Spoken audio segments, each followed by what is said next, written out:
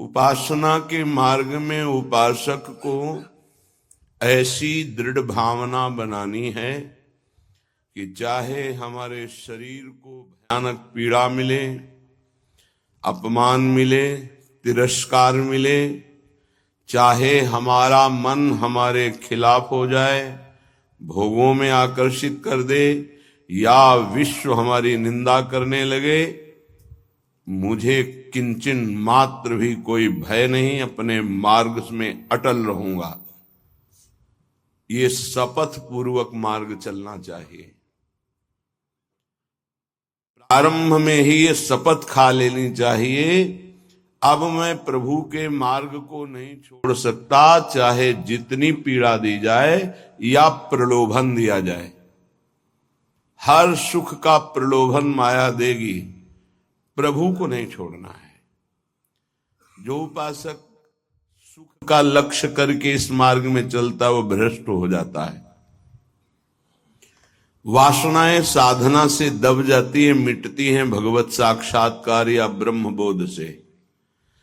भगवत साक्षात्कार या ब्रह्म बोध तक पहुंचने के लिए उपासक को बहुत ही स्वभाव में गंभीरता, सहनशीलता ये लानी ही होगी। अगर वो गंभीर स्वभाव का नहीं है, अपनी बातें दूसरों से बताएगा तो परमार्थ से वंचित हो जाएगा। अनुभव की बातें या अपनी कमी की बातें दोनों नहीं बतानी। इष्ट देव जान रहे हैं, गुरुदेव जान रहे हैं, दूसरा कोई हमारे हृदय का परिवर्तन नहीं कर सकता। अगर हमारे हृदय का परिवर्तन कर सकता है तो हमारा आराध्य देव कर सकता है। आराध्य देव सर्वज्ञ है, इसलिए मुझे कहने की जरूरत नहीं। जो अनुभव हो रहा है उसे गुप्त रखो, क्योंकि वही अनुभव परमात्मा साक्षात्कार की मंजिल दृढ़ कर देगा। अगर अनुभव बताने लगे तो खाली हो जाओगे, परमार्थ में चलने की योग्यता खो दोगे। इस बात को धैर्यपूर्वक समझिए। चाहे जितना कष्ट हमें मिले, शारीरिक या मानसिक, हम प्रभु के मार्ग को अब छोड़ने वाले नहीं। ये शपथ खानी चाहिए। हम प्रभु के मार्ग में जैसे हैं वैसे ही चलेंगे। जितना सुधार प्रभु कराते जा रहे हैं उतना होता जा रहा है। हम प्रभु के मार्ग को नहीं छोड़ेंगे, चाहे जैसी परिस्थिति आ जाए। हम गिर सकते हैं, फिसल सकते हैं, लड़खड़ा सकते हैं, पर ना तो रुक सकते हैं और ना लौट सकते हैं। ये शपथ खानी चाहिए। अगर ये निष्ठा नहीं है तो फिर बहुत बड़ा भयावह दृश्य उपस्थित करेगी माया, भीतर और बाहर से। समय आएगा आप लड़खड़ा जाएंगे। आपको प्रलोभन ऐसा मिलेगा कि आप इसे छोड़ करके माया में रमण करें।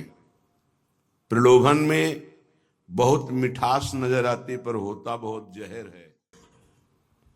सकामता उत्पन्न होते ही जो जलन होती है वो सकामी पुरुष नहीं जानते, वो भगवत मार्ग के पथिक जानते हैं कि कामना कितना बड़ा जहर है और कैसे जलाती है रात दिन।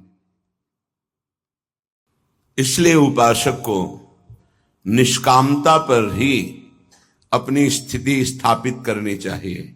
सकामता को तत्काल काटना चाहिए। अगर सकामता रही तो 20 वर्ष साधन करने के बाद भी वो भ्रष्ट हो जाएगा। इस शब्द को बहुत सूक्ष्मता से अनुभवपूर्वक बोल रहे हैं।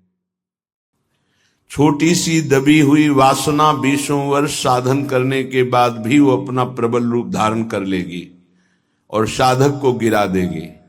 ढूंढ ढूंढ कर अंदर की वासनाओं को नाम जप के द्वारा भस्म किया जाता है। भजन के बल से उनका हृदय से पूर्ण अनादर करना होता है। अनादर ही उनका नाश है, आदर करना ही अपना नाश है। बस ये ध्यान रखना है।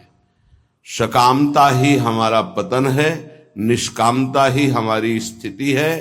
धैर्यपूर्वक सहन करना ही यात्रा है। सहन न कर पाना, टूट गए या प्रलोभन में आ गए तो इस मार्ग से गिर जाएंगे। देखो श्रीपाद प्रबोधानंद जी महाराज कैसी निष्ठा का वर्णन करते हैं, धाम की निष्ठा।